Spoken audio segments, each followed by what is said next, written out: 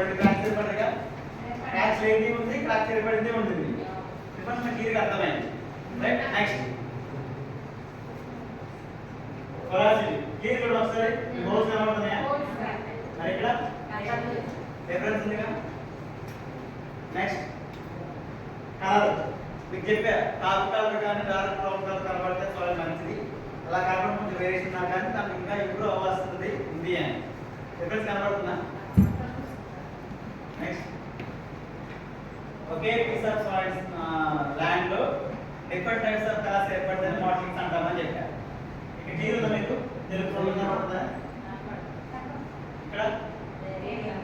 ఉన్నాగా లైట్ ఉంది కంపేర్ చేసుకున్నప్పుడు డిఫరెన్స్ ఉంది ఓకే ఇది మోడల్స్ నెక్స్ట్ ఎట్రాన్స్ ఓకే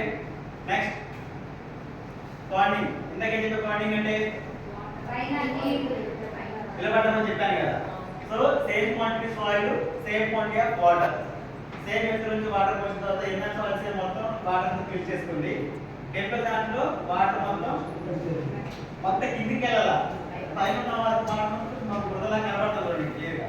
ఇలా వాటర్ ఎట్టుకుంటేనే పాండింగ్ అంటారు అప్పుడు చేసాను ఇప్పుడు చేస్తే ఇప్పుడు మీరు ఎవరు బగ్గులు చేయొద్దు సాయిల్ ఏం చేయాలి ఓకేనా నెక్స్ట్ క్రస్టింగ్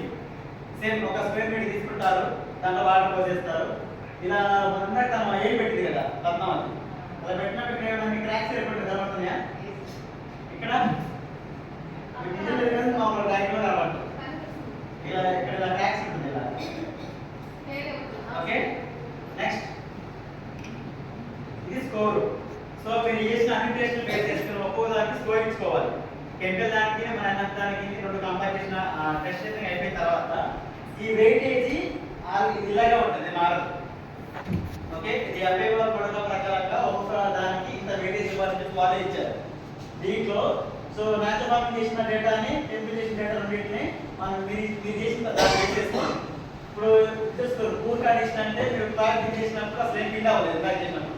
అలా పిండి అవ్వలేదు కనుక జీరో ఇచ్చుకుంటాం లేదా కింద తీసిన కొంతమంది పిండి అయితే కొంత క్లాస్ ఏర్పడి అప్పుడు వాళ్ళు ఎక్కువ శాతం పిండి ఏర్పడి చిన్న చిన్న క్లాస్ ఏర్పడితే ట్రూ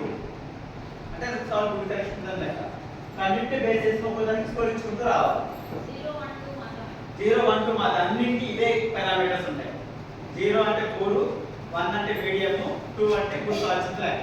ఇట్లా అన్నింటినీ కంపేర్ చేయాలి ఓకేనా so texture structure porosity colour models ఎక్కువ కౌంట్ మేము ఇది చేయలేదు కాబట్టి 0 మీరు చేయలేదు అందుకే దాన్ని స్కోర్ తీసుకోలేదు పాండింగ్ క్రస్టింగ్ ఎరోజన్ చేయించలేదు ఎరోజన్ కూడా ఇందుకు ఏం లేదు మీరు జనరల్గా లాస్ట్ టైం పిండి చేసినప్పుడు ఉప్పు అవుతుంది గుర్తుందా మమ్మీ పడిందిగా అది ఏ రోజున అదే పిండి వాటర్ పోసినప్పుడు కొంతవరకు దిగి మన తప్ప అయిపోతుంది కదా అదే సో అలా ఏమైనా జరుగుతుందో సాయిల్ రెండు టెస్ట్ చేసుకొని స్కోర్ ఇచ్చుకోవాలి సో ఈ వచ్చి స్కోర్ని దీంట్లో మల్టిప్లై చేయాలి ఉంది కదండి సెకండ్ వచ్చినాయి కలర్ స్కోర్ 2 అంటే మనకి ఏం కలర్స్ లేదు ఒకే సింగిల్ కలర్ కూడా 2 ఇచ్చుకున్నాం దీన్ని 2 తో చేయాలి ఎంత వస్తుంది 4 ఓకేనా ఈ వెయిటేజ్ మారదు ఇలాగే ఉంటుంది వచ్చిన స్కోర్ ని ఈ వెయిటేజ్ తో మల్టిప్లై చేసినప్పుడు స్కోర్ ఇక్కడ ర్యాంకింగ్ తీసుకోవాలి ఎన్ఆర్ కింద ర్యాంకింగ్ వచ్చింది కెమికల్ కింద ర్యాంకింగ్ వచ్చింది కాబట్టి ఇది NR ranking chemical ranking okay next so ఇది క్వాలిటీ ఇండెక్స్ ఇక్కడ వచ్చి ర్యాంకింగ్ మొత్తం టోటల్ చేస్తాం మనం ఇక్కడ 25 ఏమో మాకు ఎన్ఆర్ వచ్చింది 4 ఏమో కెమికల్ వచ్చింది